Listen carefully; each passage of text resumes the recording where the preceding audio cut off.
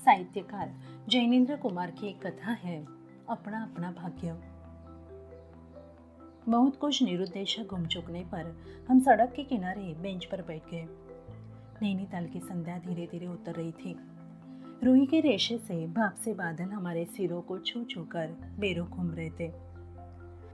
हल्के प्रकाश और अंधियारे से रंगकर कभी वे नीले दिखते, कभी सफेद और फिर जरा अरुण पड़ जाते, जैसे हमारे साथ खेलना चाह रहे हो। 5, 10, 15 मिनट हो गए। मित्र के उठने का कोई इरादा न मालूम हुआ। मैंने झुंझला कर कहा, चलिए भी। अरे जरा बैठो। हाथ पकड़कर जरा बैठने के लिए जब जोर से बैठा लिया गया तो और चारा न रहा। सनक से छुटकारा पाना आसान न था, जरा बैठना भी जरा न था। चुपचाप बैठे तंग हो रहा था, कूट रहा था कि मित्र अचानक बोले, देखो वह क्या है।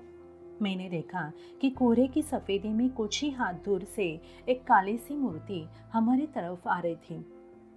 मैंने कहा, होगा कोई। 3 गज की दूरी से दिख पड़ा। एक लड़का सिर के बड़े बड़े बाल खुजलाता चला आ रहा था। नंगे पैर, नंगे सिर, एक मैली सी कमीज लटकाए है। पैर उसके न जाने कहाँ पड़ रहे थे और वो न जाने कहाँ जा रहा था, कहाँ जाना चाहता था। न दाया था न बाया था। पास की चुंगी के लालटेन के छोटे से प्रकाश वृत्त में देखा कोई 10-12 बरस का लड़का होगा। गोरे रंग का है पर मैल से काला पड़ गया है। आंखें अच्छी बड़ी पर सूनी है। माथा जैसे अभी से झुर्रियाँ खा गया है। वह हमें न देख पाया। वह जैसे कुछ भी देख न रहा था। न नीचे की धरती, न ऊपर चारों ओर फैला हुआ कोहरा, न सामने का तालाब और न एका की दुनिया। वह बस अपने निकट वर्तमान को देख रहा था। मित्र ने आवाज दी, ए। उसने अपनी सूनी आंखें फाड़ दी। दुनिया सो गई, तू क्यों घूम रहा है। बालक मुख फिर भी बोलता हुआ सा चेहरा लेकर खड़ा रहा। कहाँ सोएगा। यहीं कहीं। कल कहाँ सोया था। दुकान पर। आज वहां क्यों नहीं गया। नौकरी से हटा दिया। क्या नौकरी थी। सब काम। 1 रुपया और जूठा खाना। फिर नौकरी करेगा। हाँ। बाहर चलेगा। हाँ। आज क्या खाना खाया। कुछ नहीं। अब खाना मिलेगा। नहीं मिलेगा। यूं ही सो जाएगा। हाँ। कहाँ। यही कहीं, इन्हीं कपड़ों में। बालक फिर आंखों से बोलकर मुख खड़ा रहा। आंखें मानो बोलती थी, यह भी कैसा मूर्ख प्रश्न है। माँ बाप है। हाँ। कहाँ। 15 कोस दूर गांव में। तू भाग आया। हाँ। क्यों। मेरे कई भाई बहन हैं, सो भाग आया। वहाँ काम नहीं, रोटी नहीं। बाप भूखा रहता था और माँ भी भूखी रहती थी, रोती थी, सो भाग आया। एक साथी और था, उसी गांव का था, मुझसे बड़ा। दोनों साथ यहाँ है। वह अब नहीं है। कहाँ गया। मर गया। बस जरा सी उम्र में ही इसकी मौत से पहचान हो गई। मुझे अचरज हुआ। पूछा, मर गया। हाँ, साहब ने मारा, मर गया। अच्छा, हमारे साथ चल। वह साथ चल दिया। लौटकर हम वकील दोस्त के होटल पहुंचे।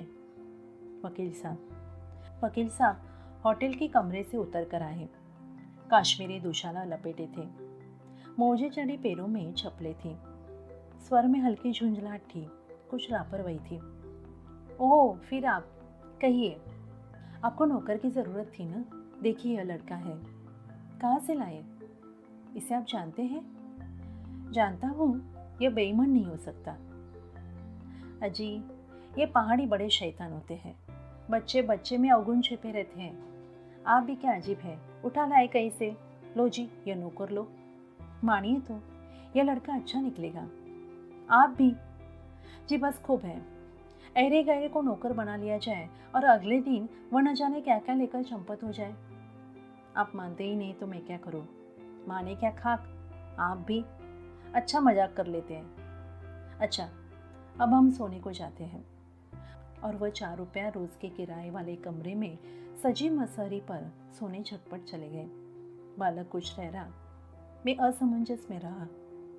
तब वह प्रेत गति से एक और बढ़ा और कोहरे में मिल गया। हम भी होटल की ओर बढ़े। हवा तीखी थी। हमारे कोटों को पार कर बदन में तीर सी लगती थी। सिकुड़ते हुए मित्र ने कहा, भयानक शीत है ना? उसके पास बहुत कम कपड़े हैं।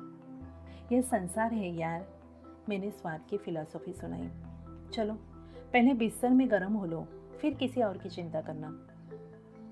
उदास होकर मित्र ने कहा, स्वार्थ, जो कहो, लाचारी कहो, निठुराई कहो या बेहयाई।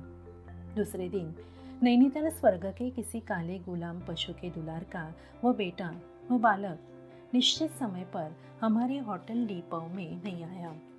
हम अपनी नैनीताल की सैर खुशी खुशी खत्म कर चलने को हुए। उस लड़के की आस लगाए बैठे रहने की जरूरत हमने न समझी। मोटर में सवार होते ही यह समाचार मिला, पिछली रात एक पहाड़ी बालक सड़क के किनारे पेड़ के नीचे ठिठुर कर मर गया। मरने के लिए उसे वही जगह, वही 10 बरस की उम्र और वही काले चिथड़ों की कमीज मिली। आदमियों की दुनिया ने बस यही उपहार उसके पास छोड़ा था। पर बतलाने वालों ने बताया कि गरीब के मुंह पर, छाती, मुट्ठियों और पैरों पर बर्फ की हल्की सी चादर चिपक गई थी। मानो दुनिया की बेहयाई ढकने के लिए प्रकृति ने शव के लिए सफेद और ठंडे कफन का प्रबंध कर दिया था।